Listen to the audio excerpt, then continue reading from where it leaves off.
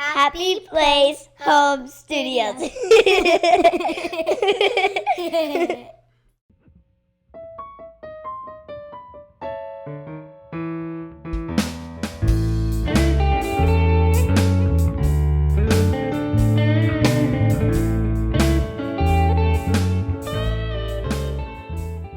Hello, and welcome to this Happy Place Home Studio review update.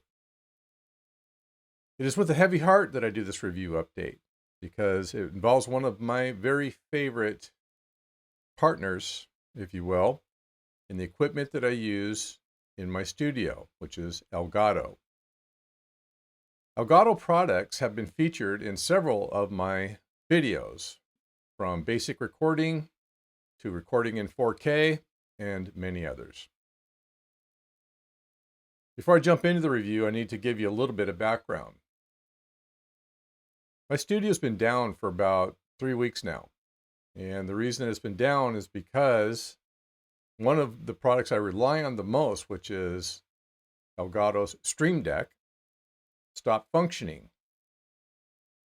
And my experience in trying to get it functioning again has led me to actually have to change products. And I'll talk more about that towards the end of the video. But it's also shown me a lot of things about Elgato that have changed, because when I first started working with them, they just quickly became one of my very favorite vendors. They have great products and they provide good support. Today, that picture has changed, and that's what we're going to talk about in this re-review session on Happy Place Home Studio.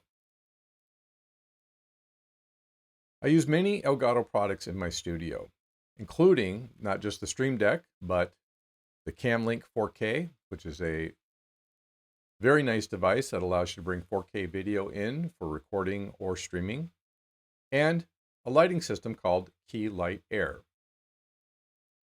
I have had trouble with all three of these systems in the last 60 days, as I will get into. A couple of the products that I have purchased but haven't used extensively yet include the Waves 3 microphone and a smaller version of the Streamdeck, which I will intended to use, I should say, in Hawaii. So, those are the products that I have. Let's talk about the difficulties I've had starting in the last 60 days. The first thing that happened was actually a small thing and not hugely impactful in my studio at all. But it gave me a glimpse of what was to come. The Keylight Air system actually has firmware that can be updated. Well, what happens is you'll get a notification that the Keylight Air has a firmware update available, and then you update it. So I got the notification that there was a firmware update available. Now, this is not a hugely motivating thing because the Keylight Air works fine. I've never really had too much difficulty with it at all, maybe a little bit of setup years ago. So I just went through and started to do the update as normal. And it didn't work. And I thought, wow, I forgot a detail. Was there some little button I'm supposed to push that? Yeah, whatever. I contacted Elgato support. Now, over the years, I haven't had to talk to support that many times. But when I have, they've always been polite and they've always done a good job. But in this case, I had several calls with them about this relatively minor thing. And I'm just the kind of person that once I start on something, I want to finish it. But the finish in this case was, well, just don't install it. You really don't need it. Usually, you only do firmware updates if you're directed to do so by support. Now, that's not consistent with my experience, not only with Elgato products, but with any product. If something tells you it needs to be updated, you usually update it. Okay, I let it go because, again, the Keylight Airs were working fine, and I didn't know anything about this firmware update that would improve their performance. Really wasn't any information on it. So I moved on. The next thing that happened was more serious and involved the very first product I ever bought from Elgato, which was the Camlink 4K. And what started happening there was something that I'd never seen before, which is that the videos, which I use OBS to actually record, were flashing. I did a lot before I called Elgato just to make sure to do everything I could to isolate it down to the interface. I checked the video on the camera. I simultaneously took video on the camera and on the Camlink, and I did not see any flashing on the camera's 4K files, but I consistently saw this flashing on the videos being recorded by OBS and on the OBS interface itself as I was recording. Again, did some work to try to isolate it down. I plugged the camera into my Blackmagic ATEM system. No flashing, but it wasn't at 4K, so I couldn't be sure that that was conclusive. And I finally did end up calling Elgato. And got the same usual good support from them in the first few steps of troubleshooting. But if you have a serious problem with Elgato, all paths lead to the same place.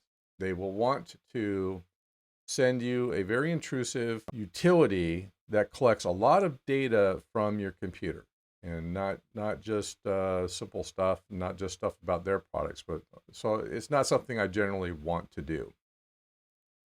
And from a business standpoint, and I've been in the software business for many, many years, and we had substantial support departments, and we changed our policies over time to be cost effective for us and for our customers.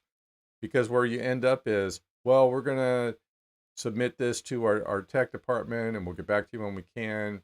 So please run this utility and send us the data. Well, I'd already spent several hours on this problem, quite a few hours, in fact, and a couple of hours even with the support team. And I said, listen, this is a $129 product. And now you want me to spend not only a bunch more time, but you want me to send you a bunch of essentially personal data off my computer. And I don't want to do that. This is still under warranty. I think you should just replace it. Well, they stuck to their guns and they wanted me to send that data. And I didn't. I just simply ordered another one because I am knowledgeable enough and I knew enough to know that this is simply a defective unit. I've had it for a couple of years. It's worked fine, but it's defective at this point. Sure enough, I got the new one in and I plugged it in exactly the same way and in the same place that the old one was plugged in, and no more flashing. And I'm in fact recording on that Camlink right now, perhaps for the last time.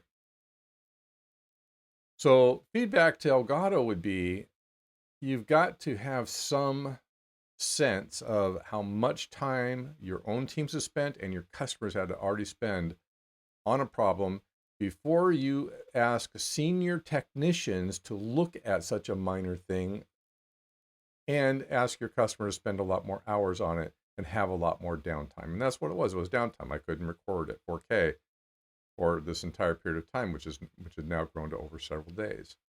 And if it's a $5,000 product, of course, you go through those steps.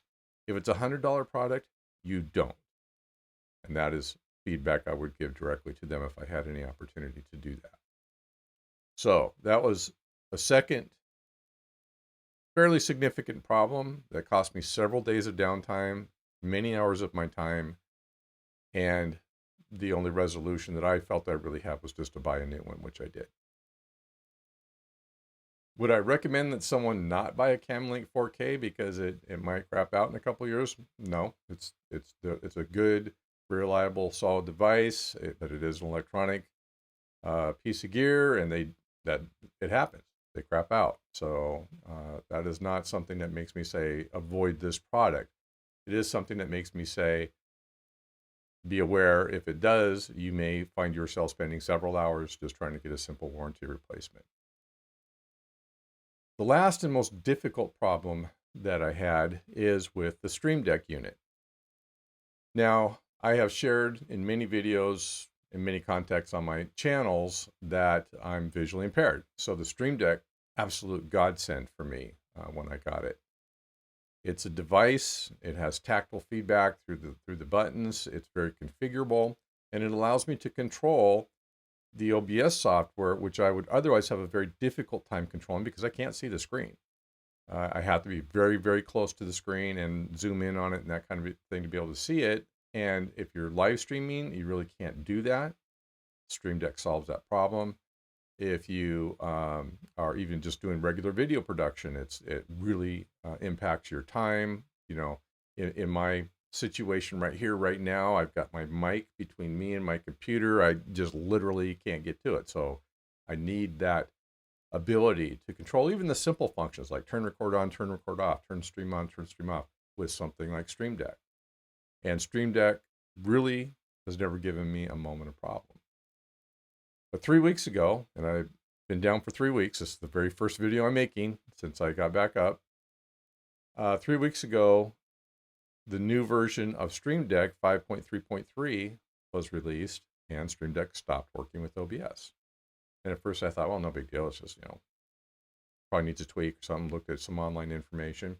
And many people had the problem because they updated to OBS 28 before the Stream Deck release came out. Well, I updated it to it after the Stream Deck release came out. And I think there's probably some kind of problem with their plugin installer, which they changed, because the people who had the problem when the new release of the Stream Deck software came out were already on version 28, had an easy solution to the problem. In fact, that Stream Deck had provided a downloadable installer. So there are many videos on YouTube that reference this. Well, when I had the problem and I went to get those videos were no longer there. Elgato had changed the pages. Instead of referencing a specific downloadable installer, it now just simply said Stream Deck version 5.3.3 is OBS 28 compatible. Well, that may be the case in some cases, but not on at least 2 of my computers that have Stream Deck and OBS 28. And try as I might, I cannot figure out why the plugin is not working properly, but it's not. And I cannot get any help from Elgato. I can't get past their first line of support to their holy devs. And this again tells me 2 things. Number one, for the first time that I know of, things can happen with a Stream Deck update that can leave you down for a long time. And for many people that have channels that are live streaming, that can't happen to them.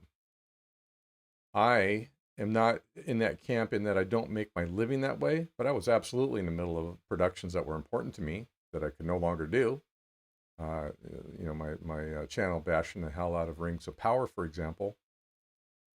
And number 2, their support's broken.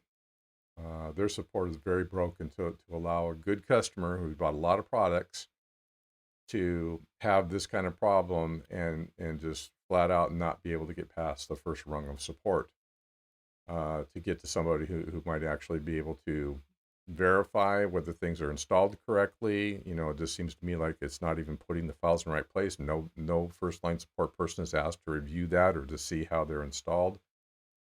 And that's just really, really poor support. It makes me concerned for Elgato. And they became a Corsair company. Corsair purchased them after I started doing business with them years ago. And I have been in enough business transactions to know that this is a thing that can happen to companies. Even really, really innovative companies have come out with great products that once they get acquired, either their values change, they take their eye off the ball, or they are made to change their policies by the new owner of the business.